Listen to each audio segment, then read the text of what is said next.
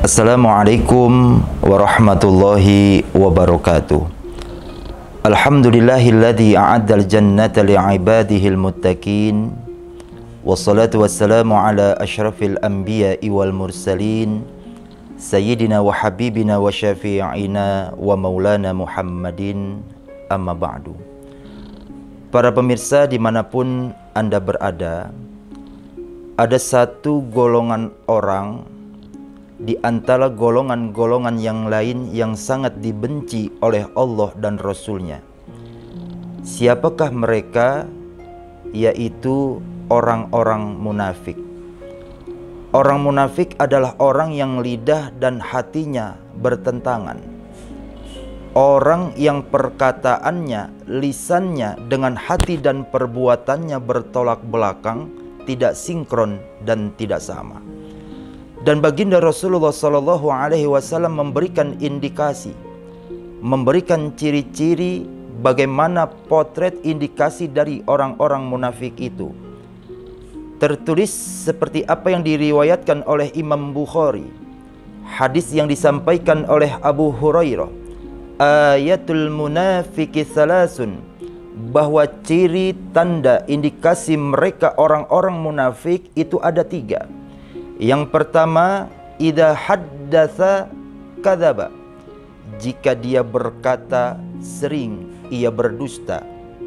Wa idza wa'ada akhlafa, jika dia berjanji dia sering ingkari janjinya. Wa idza tu'mina khana, dan apabila dipercayai, diberikan suatu amanah oleh seseorang, oleh umat, oleh masyarakat, khana, mereka berkhianat, tidak menjalankan apa yang menjadi amanah dan kewajibannya. Inilah 3 ciri dari tanda-tanda orang munafik. Wa idza haddatsa kadzaba.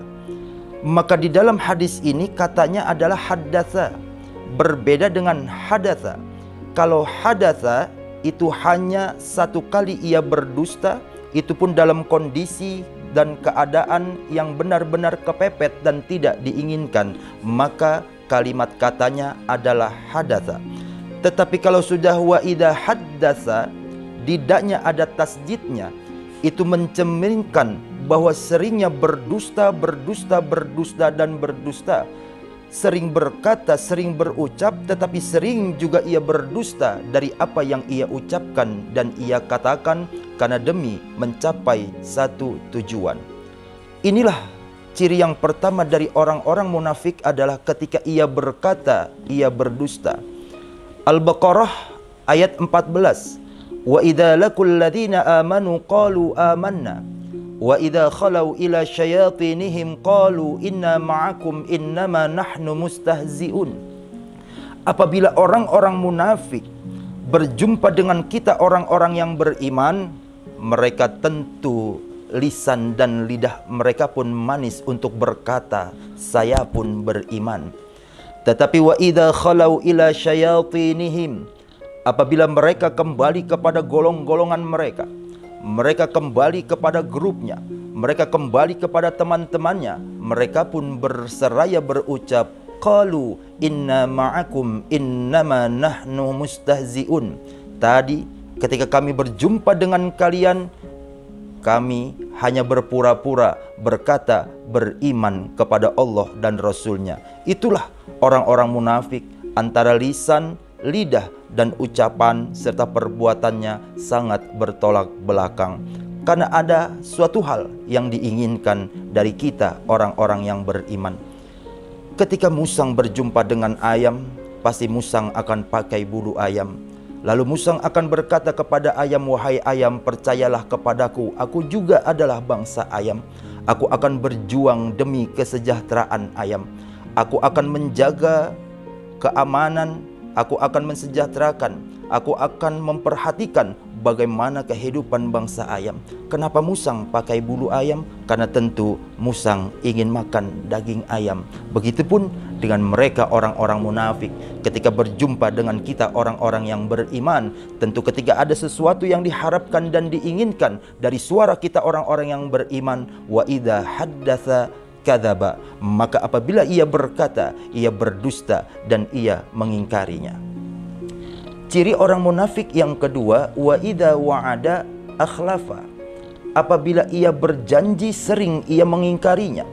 Tanpa disadari, setiap janji-janji dalam hal dan kondisi serta bab apapun, baik itu dalam muamalah, dalam berbisnis, dan dalam hal-hal apa, tanpa disadari, sering ketika ia berjanji, ia mengingkarinya. Sering ketika ia berjanji, ia tidak menepatinya, tidak memikir rasa salah sedikit pun kepada Allah dan kepada orang yang telah diberikan janjinya.